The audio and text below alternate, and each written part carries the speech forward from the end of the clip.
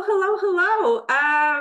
Here's me, Lydia Chmel. I'm CEO and executive coach at Coachdotme, and we are starting a new podcast, Better Habits.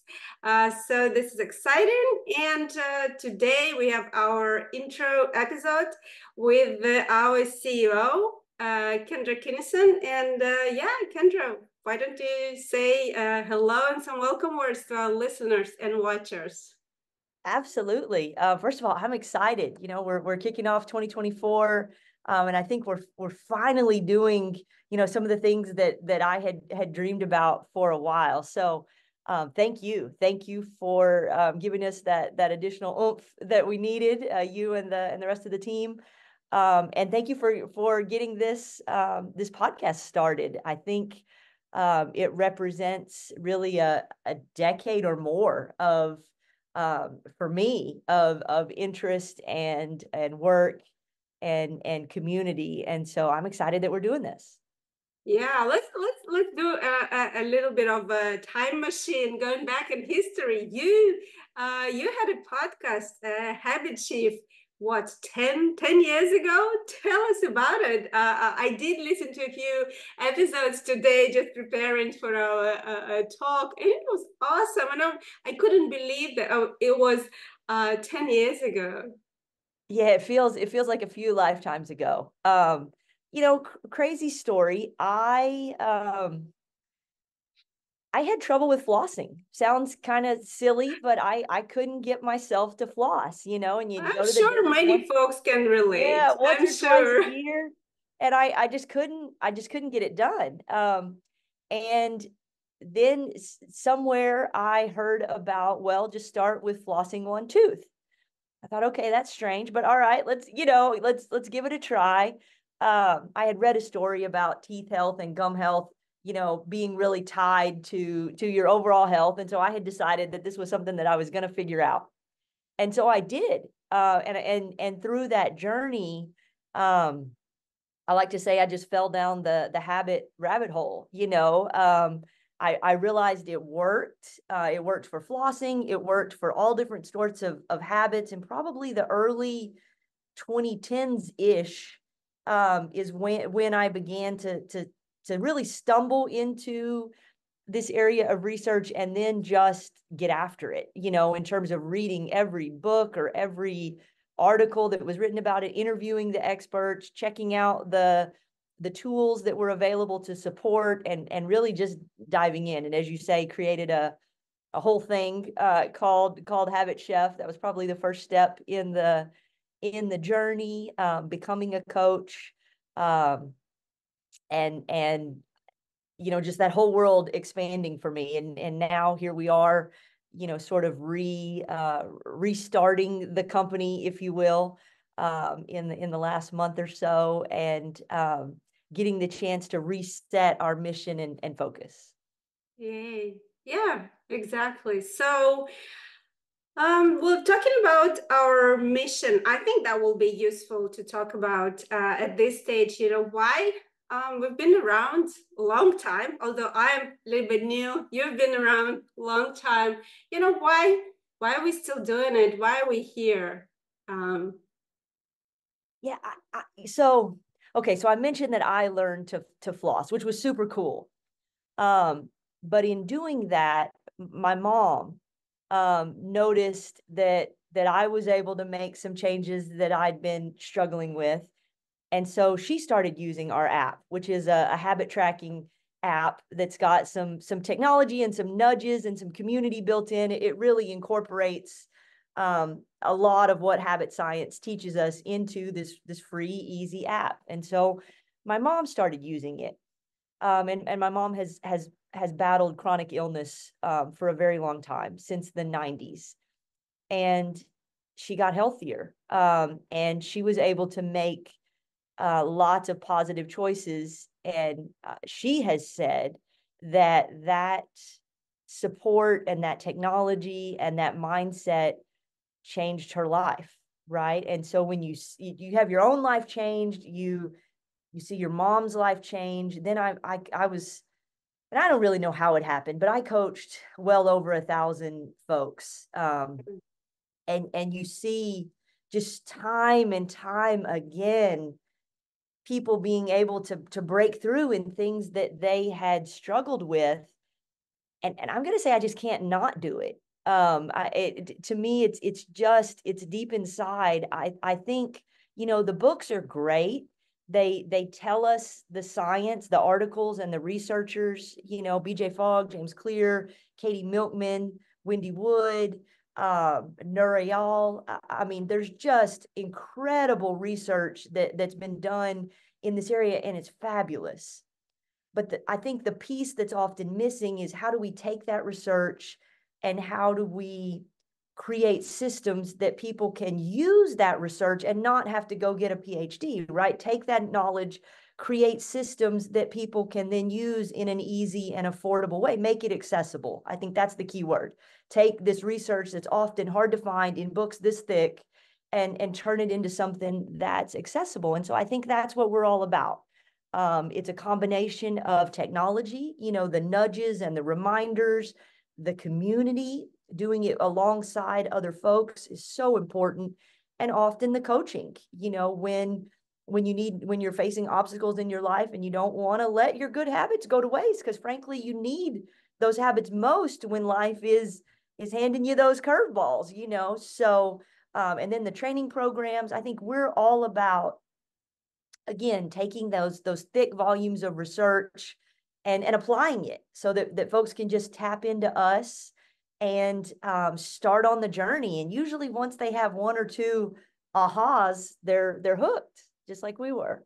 Yeah, and I can only echo that in my coaching experience for now 7+ years, and in my personal life, that's what I've seen again and again, that the missing piece between people having the knowledge that is today is so accessible and everywhere, and honestly speaking, too much, or sometimes I feel like there is too much, and then actually putting it into action. So this gap, although seemingly kind of small, but actually is a leap for many folks. And what we provide at Coachdotme is that missing piece, the technology that making that an easy kind of transition, and the coaching part from the accountability and support and the community. So, I have seen myself that working, and I'm there with you on the same page, that I do not see myself, going and looking for something new where we have something solid that we've seen that is working. Is just, and that's probably bringing the question, why are we starting this podcast, right? It's just we need to explain it, to demonstrate it, to give enough example to convince people to come and just try it out. That's the secret, really. The secret is there is no secret, except that you've got to pick one thing, you've got to set it up well, and you've got to do it every day. And for some reason, that trifecta is super powerful, but really hard. And especially hard because I think it goes against some of the other messaging or wiring that we have in life. So it kind of feels like going against the grain. And then you've got to go against the grain every single day, So having the technology, the community, and the coach gives you that infrastructure that you need to kind of fight that battle, for lack of a better word, or give it that intention every single day until it clicks. And it doesn't take long. And then it clicks and you get it, but then life happens and you still need that technology and that community and that coach to then help you continue to do it while life is throwing us, all kinds of curveballs. Yeah, and it doesn't look like it's gonna get any easier, right? The world is just getting more complex. The problems that we're facing are unexpected, unprecedented, and something that is volatile and just totally unknown, over the last 3 years, at least 3 years, probably more.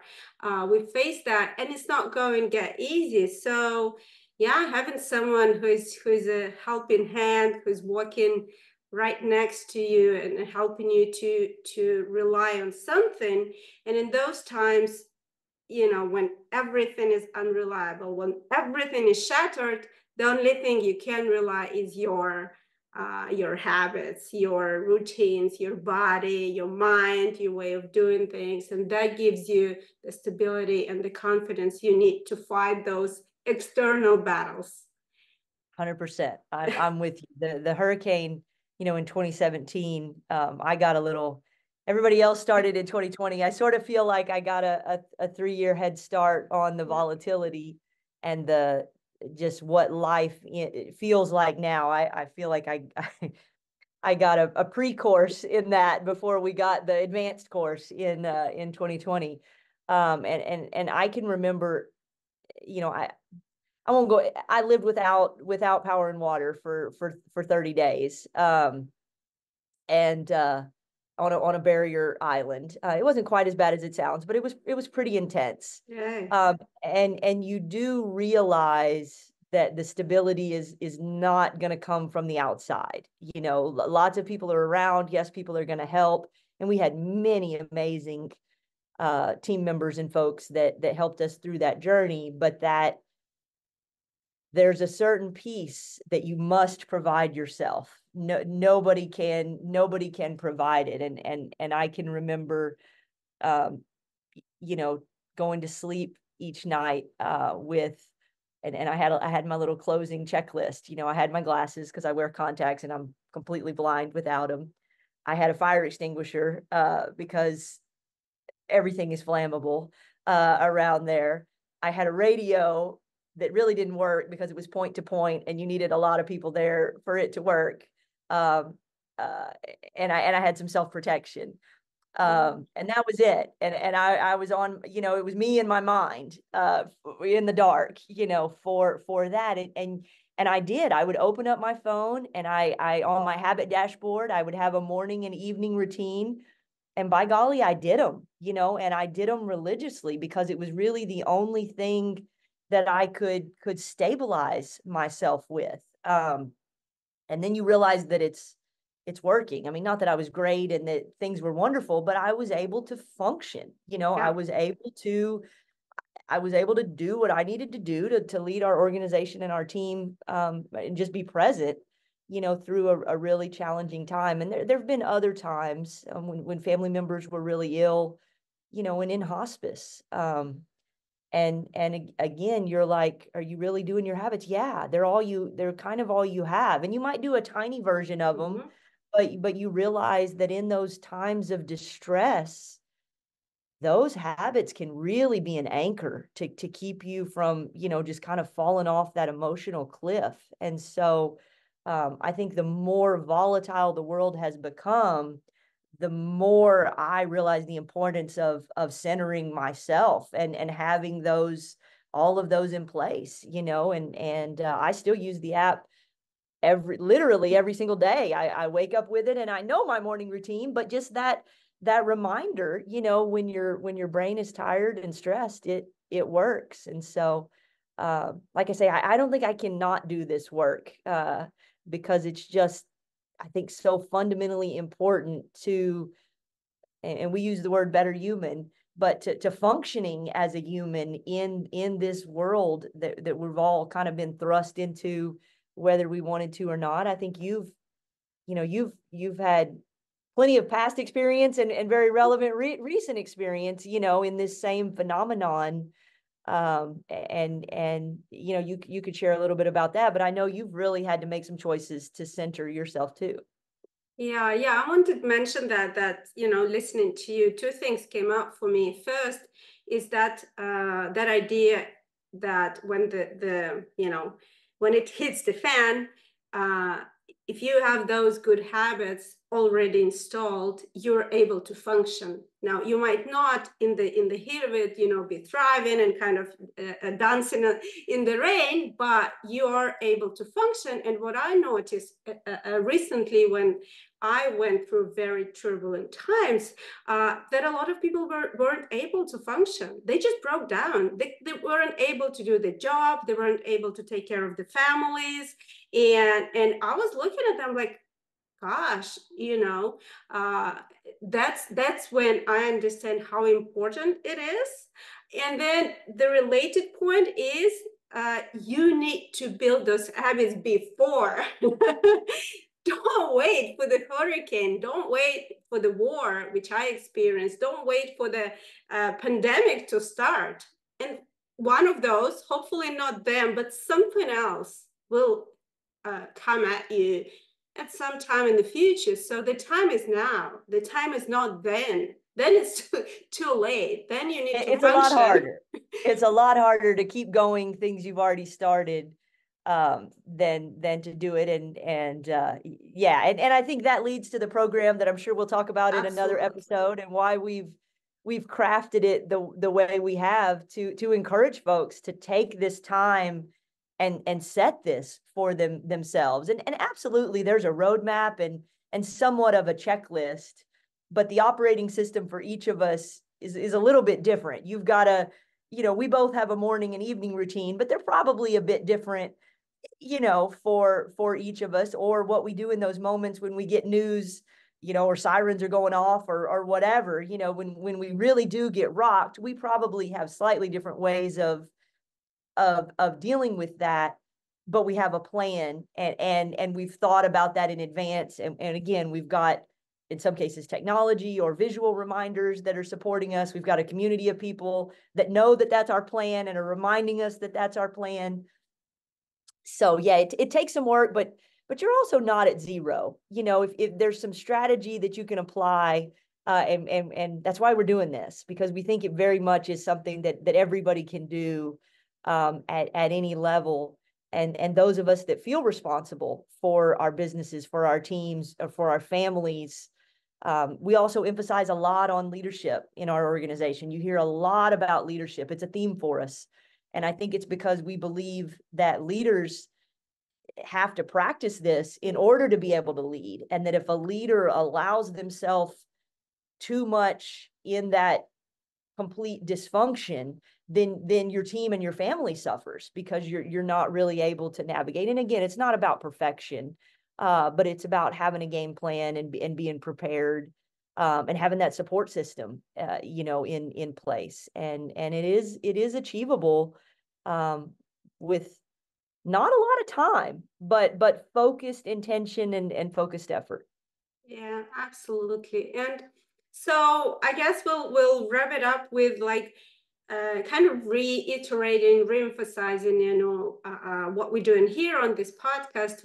What we want to be a reminder. So we know there are plenty of information that's out there, but we want to be here with more kind of practical angle, because we are coaches and we will be inviting coaches. So we will be sharing what is actually working from our day-to-day lives and day-to-day interactions with our clients, with our coaches' clients. So we're being very practical, and we've been here as a reminder to you to do that next step, nudging you to make action, right? Anything else from your side in terms of our mission, on the grand or a smaller scale for this podcast? Yeah, absolutely. If you're listening to this and you're like, okay, I get it. This makes sense, and I'm willing to take on this journey, I would say just flip the switch. Flip the switch and reach out to us. At betterhumans.me, there's an email list where you can sign up, and we'll get plugged in. And then we start a program here very soon that you can jump into at any time. But I think just get connected. I think the first step is get connected, and then we can help you find the tool that will help achieve your goals. So I would say go to betterhumans.me, sign up on the email list for us, And then when you get that welcome email, reply and let us know what you're focused on, what part resonated with you, what you're challenged with, and then we can guide you to the solution, whether it's us or anybody else that we think would help you reach those goals. So I would say take that step, commit to starting the journey, get connected, and let's do this together. Perfect, perfect. And we will put all the links, whether you're watching this on YouTube or any other platform. We'll put the links in the show notes so you can click and join us. And yay, you know, we're excited to start this right in the beginning of 2024. And we're inviting you to come along with us. Thank you so much. Thank you, Lydia.